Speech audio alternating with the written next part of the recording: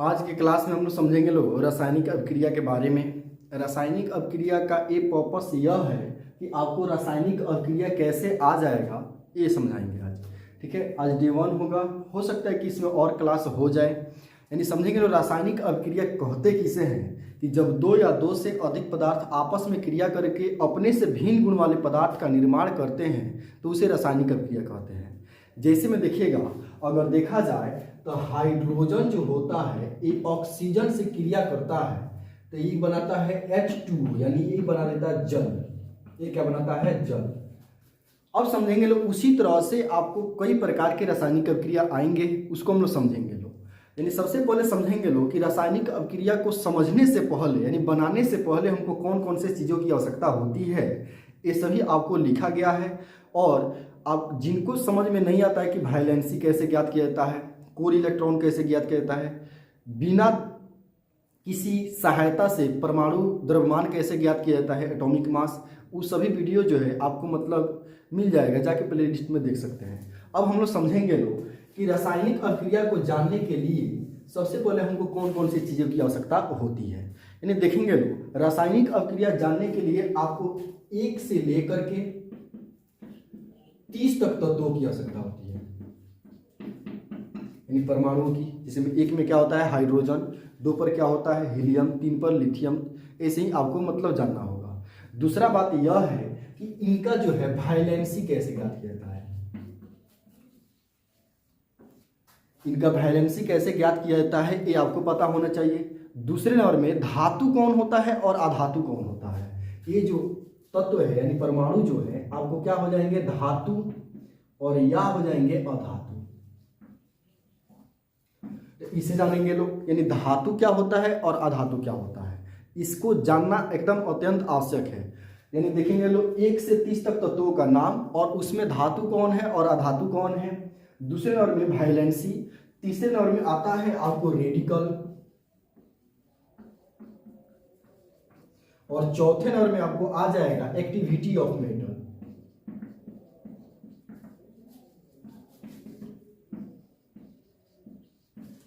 अगर आपको पता है ये सब तो आपको इतना जाने चुटकियों में रासायनिक अभिक्रिया को दूर कर सकते हैं। वीडियो को पूरा देखिए, आपको सब समझ में आ जाएगा। देखेंगे लोग अब एक एक करके अध्ययन करते हैं। ठीक है, 1 से लेकर 30 तक तत्वों की परमाणु संख्या। जैसे में देखिएगा 1 पर क्या होता है, 2 पर क्या होता है, 3 पर क्या होता है, 30 पर क्या होता है, 25 पर क्या होता है, ये आपको सभी मतलब बातें बताया गया है, ये आपको याद होना चाहिए। दूसरे नंबर में धातु कौन होता है, अधातु कौन होता है। तो सिंपली ऐसे समझेंगे लोग, जिन तत्वों का वैलेंसी, यदि जिन तत्वों का वैलेंसी +1, +2, +3 अगर होता है तो वह क्या हो जाएंगे? धातु हो जाएंगे। वह क्या हो जाएंगे? आपको धातु हो जाएंगे। ये सभी बातें आपको पहले वीडियो में बताया गया है। और दूसरे नंबर में देखा जाए, अगर जिन तत्वों का वैलेंसी जो होता है -1, -2, -3 होता है वह क्या हो जाएंगे? अधातु हो जाएंगे। यानी धातु अधातु जान गए। उसके बाद देखेंगे लो वैलेंसी कैसे ज्ञात किया जाएगा। आप जाके पहले वीडियो को देखिएगा तो आपको अच्छे से समझ में आ जाएगा कि वैलेंसी कैसे ज्ञात किया जाता है। अब हम लोग का मेन पर्पस यह है कि रासायनिक अभिक्रिया को जानना है कि कैसे हम लोग जाने की रासायनिक अभिक्रिया हमसे कैसे बनेगा। तो उसके लिए देखिएगा सबसे जरूरी क्या है, तो सबसे जरूरी तो ऐसे सब है लेकिन उससे भी जरूरी क्या है? रेडिकल आपको बताया गया है। और दूसरे नंबर में देखा जाए तो एक्टिविटी ऑफ मेटल यानी धातुओं की सक्रियता श्रेणी, ये आपको जानना एकदम अत्यंत आवश्यक। जब भी रिएक्शन होगा, जब भी रिएक्शन होता है, जब भी रिएक्शन होगा तो ये होता है धातु एवं अधातु के बीच। धातु एवं क्या चीज के बीच? अधातु के बीच। अधातु हो सकता है या इस पर मूलक हो सकते हैं। यानी धातु पहले रहता है और अधातु या मूलक क्या रहता है? बाद में रहते हैं। और ये जोड़ करके ही आपको एक कंपाउंड या रिएक्शन बनाते हैं। अब देखेंगे लो यहाँ पे समझेंगे लो रेडिकल। तो रेडिकल में आपको यहाँ पर दिया गया है, इतना ही नहीं है, इसके अलावा बहुत ज्यादा होता है, आप समझ लीजिएगा। अब देखिए लो रेडिकल ये हो गया और आपको इसका नेम हो गया और इसका वैलेंसी यहाँ पर सब कुछ दिखलाया गया है। अब देखेंगे लो जैसे में हाइड्रोजन, तो हाइड्रोजन जो होता है यहाँ पर नाम लिख दिया गया है। H मतलब क्या हो जाएगा? हाइड्रोजन। हाइड्रोजन का वैलेंसी कितना होता है? +1 भी होता है और -1 भी होता है। हाइड्रोजन का वैलेंसी +1 या -1 होता है। उसके बाद देखेंगे लोग O यानी ऑक्सीजन। ऑक्सीजन का वैलेंसी कितना होता है आपको -2 होता है। अब समझेंगे लोग ऑक्सीजन जो होता है दो तरह के होता है। पहला बात तो ये जिससे में हम लोग श्वसन करते हैं, और दूसरा का बात ये है कि ओजोन परत पर जो पाए जाते हैं वो होते हैं ओजोन परत हो गया, यानी O3 होता है उसमें। क्लोरीन हो जाएगा, क्लोरीन का कितना होता है -1। उसी तरह से SO4 यानी इसे हम लोग क्या कहते हैं सल्फेट, सल्फेट का कितना होता है -2। H2SO4, उसके बाद देखेंगे लोग H2SO4 को, तो H2SO4 को कहा जाता है बाइसल्फेट। H2SO4 को क्या कहा जाता है बाइसल्फेट, और इसका वैलेंसी कितना होता है -1 होता है। उसके बाद देखेंगे लोग CO3, CO3 को कहा जाता है कार्बोनेट, और कार्बोनेट का वैलेंसी कितना होता है -2 होता है। उसके बाद देखेंगे लोग H2CO3 यानी बाई कार्बोनेट हो जाएंगे, और इसका वैलेंसी कितना होता है -1। PO4 फॉस्फेट, फॉस्फेट का वैलेंसी कितना होता है -3 होता है। उसके बाद Cr2O7 यानी इसे कहा जाता है डाइक्रोमेट, डाइक्रोमेट का कितना होता है -2 होता है। अब देखेंगे लोग NO2 यानी नाइट्रेट, नाइट्रेट का कितना होता है -1 होता है। और लास्ट जो है अमोनिया ANH4 यानी इसका हो जाएगा +1 अमोनिया, और इसका कितना होता है +1 वैलेंसी होता है। तो ये रहा आपका रेडिकल, इसको स्क्रीनशॉट कर लीजिएगा लोग। अब देखेंगे यहाँ पर activity of metal, activity of metal क्या होता है इसको समझते हैं पहले। ये जो जिस दिन आपको कंपाउंड पढ़ाया जाएगा, जब आपको कंपाउंड का वीडियो अलग से बनाया जाएगा, तो आप उसमें समझाया जाएगा कि रेडिकल कैसे बनता है और कंपाउंड कैसे बनता है। अब देखेंगे लोग यहाँ पर एक्टिविटी ऑफ मेटल को, तो एक्टिविटी ऑफ मेटल क्या चीज को निर्देश देता है, तो ये बतलाता है कि कौन धातु कितना सक्रियताशील है, यानी कोई काम जो है कितना तीव्र गति से करेगा। यहाँ पर देखिएगा, तो देखिएगा ये हो गया आपका मेटल, और यहाँ पर हो गया इसका नेम। तो सबसे पहले नंबर पर क्या होता है पोटेशियम, कि मतलब क्या हो जाएगा पोटेशियम। तब उसके बाद क्या होता है सोडियम, तब होता है कैल्शियम, तब क्या होता है मैग्नीशियम, तब क्या होता है एल्युमिनियम, तब क्या होता है जिंक, तब क्या होता है आयरन, तब टीन। उसके बाद क्या हो जाएगा लेड यानी पारा। उसके बाद हाइड्रोजन, और Cu मतलब कॉपर, Hg मतलब क्या होता है मरकरी, और Ag मतलब होता है सिल्वर, और Au मतलब क्या होता है गोल्ड। अब एक बात देखेंगे भाई, यहाँ पे हम बोले हैं क्या कि रिएक्शन जब भी आपको बनेगा, रिएक्शन जो है जब भी आपको बनेगा, तो सबसे पहले भाग कौन लेगा धातु, सबसे पहले भाग कौन लेगा धातु। और देखिएगा हाइड्रोजन जो होता है धातु भी होता है और अधातु भी होता है। अब देखिए यहाँ पे समझिएगा धातु भाग ले लिया, उसमें अब जुड़ेगा, या तो जुड़ेगा आपको क्या चीज अधातु, और या तो जुड़ेगा कोई आपको रेडिकल। अब इसी के सहायता से आपको कुछ मतलब यहाँ पर दिखलाएंगे, अच्छा से समझिए, खूब 2-4 को मतलब एग्जाम्पल देखिएगा तो आपको खुद ही समझ में आ जाएगा कैसे हो रहा है। और संतुलित करने का बात है तो संतुलित करने के लिए आपको अलग से क्लास कराया जाएगा, एकदम 2-3 विधि से बताया जाएगा कि रासायनिक अभिक्रिया को कैसे संतुलित किया जाता है।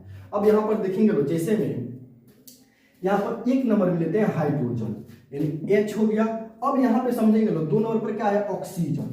अब सर मतलब आप बोले हैं कि पहले धातु होता था, हम बोल दिए कि हाइड्रोजन धातु भी होता है और अधातु भी होता है।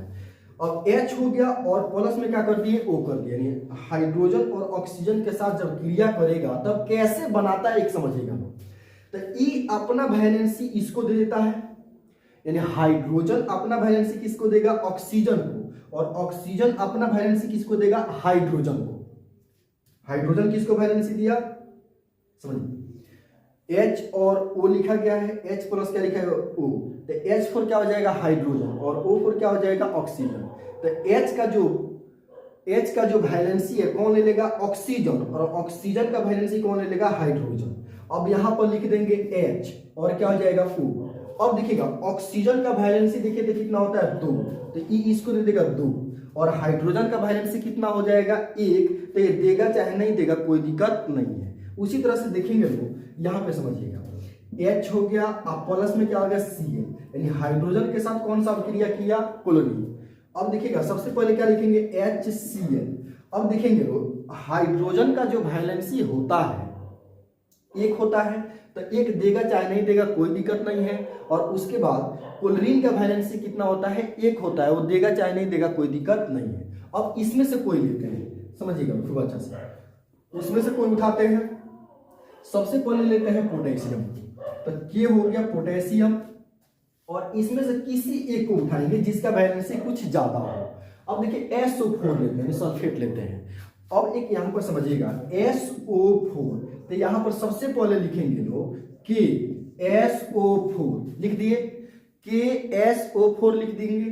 अब एक समझिए, SO4 अपना वैलेंसी इसको दे देगा 2 और K का वैलेंसी कितना होता है, 1 होता है। देगा चाहे नहीं देगा कोई दिक्कत नहीं। भाग लेगा तो सबसे पहले धातु तब अधातु या रेडिकल को ही लेगा। अब एक और समझेंगे यहाँ पे, जैसे मान लेते हैं क्या कि Mg हो गया यानी मैग्नीशियम, Mg हो गया और प्लस में यहाँ पर जिसे मान लेते हैं CO3 से क्रिया किया, CO3 से।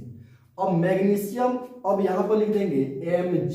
सबसे पहले क्या लिखेंगे, Mg, क्योंकि धातु सबसे पहले होते हैं और उसके बाद क्या हो जाएगा CO3 यानी कार्बोनेट।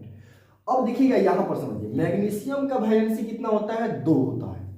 मैग्नीशियम का वैलेंसी कितना होता है, 2 होता है और कार्बोनेट का भी वैलेंसी कितना होता है, 2 होता है। तो ये आपस में क्या हो जाएगा, कट जाएगा, यानी ये हो जाएगा MgCO3 मैग्नीशियम कार्बोनेट। अब एक और समझिएगा, एल्युमिनियम के साथ इसी को करा देंगे, एल्युमिनियम के साथ तो AlCO3 हो गया, AlCO3। अब यहां पे समझिए, सबसे पहले क्या लिख देंगे, Al और CO3 लिख दिए। एल्युमिनियम का वैलेंसी कितना होता है, 3 होता है, तो यहाँ पर 3 दे देंगे और इसका वैलेंसी यानी कार्बोनेट का कितना होता है, 2 होता है, इसमें 2 दे देंगे। तो ये आपको केवल दो मेटल, एक मतलब धातु और एक अधातु या रेडिकल लेकर के समझाया जा रहा है, लेकिन और थोड़ा इससे जब बड़ा आएगा तो कैसे तोड़ेंगे देखेंगे लोग। अब बड़े बड़े रिएक्शन को जैसे मान लेते हैं कि MgCl2 हो गया और प्लस में आपको Al2SO4 और यहां पर क्या हो जाएगा 3। अब इससे रासायनिक अभिक्रिया करा के देख लेंगे। अब यहां पर देखेंगे लोग, ये जो टूटेगा सबसे पहले यहां पर तोड़ देते हैं इसको। तो ये जब टूटेगा तो यहां पर क्या हो जाएगा, Mg प्लस में टूटेगा। Mg क्या चीज में टूटेगा, प्लस में, तो इसका वैलेंसी कितना होता है, +2 और Cl क्या चीज में टूट जाएगा, माइनस में, तो इसका वैलेंसी कितना हो जाएगा, -1। उसी तरह से इसको तोड़ेंगे। अब A टूटेगा Al प्लस में 3 हो जाएगा, इसका वैलेंसी यहाँ पर 2 जो है इसका वैलेंसी है और यहाँ पर 3 जो है इसका वैलेंसी है, 1 इसका वैलेंसी है और SO4 का जो वैलेंसी होता है -2 होता है। अब एक बात समझेंगे लोग, इसको तोड़ दिए हैं लोग। अब ये जो है, ये धातु जो है इस रेडिकल के साथ चला जाएगा, यानी इस रेडिकल के साथ जाएगा तो यहाँ पर ये जो है बनाएगा, क्या बनाता है देखिएगा लोग, तो ये हो जाएगा Mg और SO4। अब देखिए इसका वैलेंसी 2 हुआ तो ये 2 दे देगा और इसका वैलेंसी कितना हुआ आपका, 2 हुआ तो इसको भी दे देगा, यानी 2 हम काट भी सकते हैं, यानी MgSO4। अब देखिएगा इसको ऐसे मिलाएंगे तो सबसे पहले धातु लिखा जाता है। आप सबसे पहले अधातु या रेडिकल को नहीं ले सकते हैं।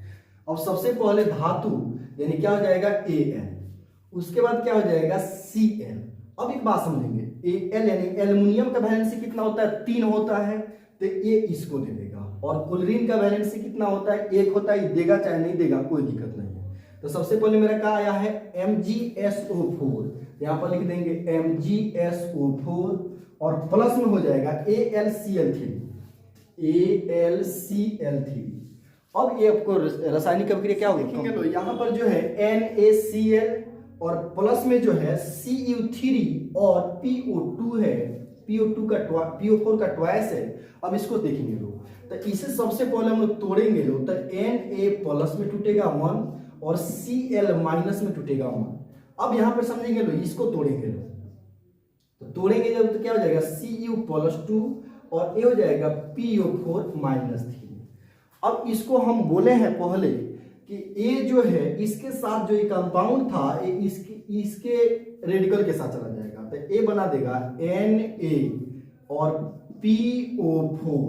अब Na का कितना होता है, 1 देगा चाहे नहीं देगा कोई दिक्कत नहीं है, लेकिन ये PO4 का कितना होता है, 3, तो यहाँ पर 3 दे दिया और ये जो है दोनों आपस में मिलेगा। तो यहाँ पर समझिए ये क्या है Cu और ये क्या हो जाएगा Cl। अब Cu का वैलेंसी कितना होता है, 2 होता है, तो ये दे देगा इसको और Cl का कितना होता है, 1 होता है, तो ये देगा चाहे नहीं देगा कोई दिक्कत नहीं है। अब सबसे पहले क्या लिखेंगे, इसको लिखेंगे यानी Na3 और PO4 और प्लस में हो जाएगा CuCl2।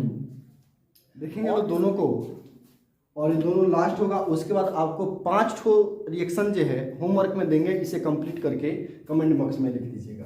अब देखेंगे लो यहाँ पे इसको तोड़ेंगे लो तो ये आपको हो जाएगा H+ और Cl-, ये दोनों 1 1 होगा। और इसको जब तोड़ेंगे लो तो ये हो जाएगा Mg+2 और Cr2O7-2। अब हम बोले हैं कि पहले ये जो है इसके साथ चला जाएगा, यानी H, अब देखिए इसका वैलेंसी कितना होता है 2, तो पहले ही दे देते हैं 2।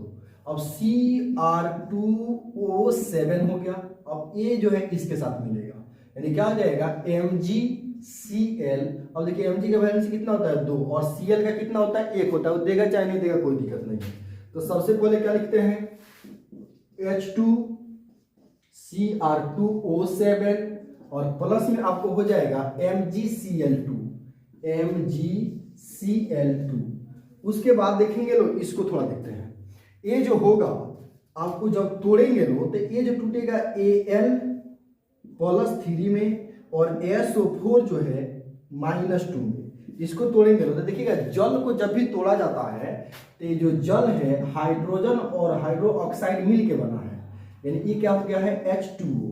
अब उसी तरह से यहाँ पे समझेंगे लोग, जब तोड़ेंगे लोग तो H+ और OH-, तो Al जो है OH के साथ चला जाएगा, Al जो है OH के साथ चला जाएगा, यानी ये बना देगा आपको Al और OH का थ्राइस, और A इसके साथ मिलेगा नहीं H2SO4। अब सबसे पहले लिखेंगे लोग AlOH का थ्राइस और प्लस में हो जाएगा H2SO4। उसी तरह से आपको 5 वो जो रासायनिक अभिक्रिया है दे रहे हैं उसको कंप्लीट करके कमेंट बॉक्स में लिख दीजिएगा। ये 5 जो रासायनिक अभिक्रिया है इसे कंप्लीट करके दिखलाइएगा। चलिए आज के लिए इतना ही। अब नेक्स्ट वीडियो में आपको जो दिया जाएगा वो संतुलित करने का सिखाया जाएगा, कैसे रासायनिक अभिक्रिया को संतुलित किया जाता है उसे समझेंगे लोग। आज के लिए इतना ही।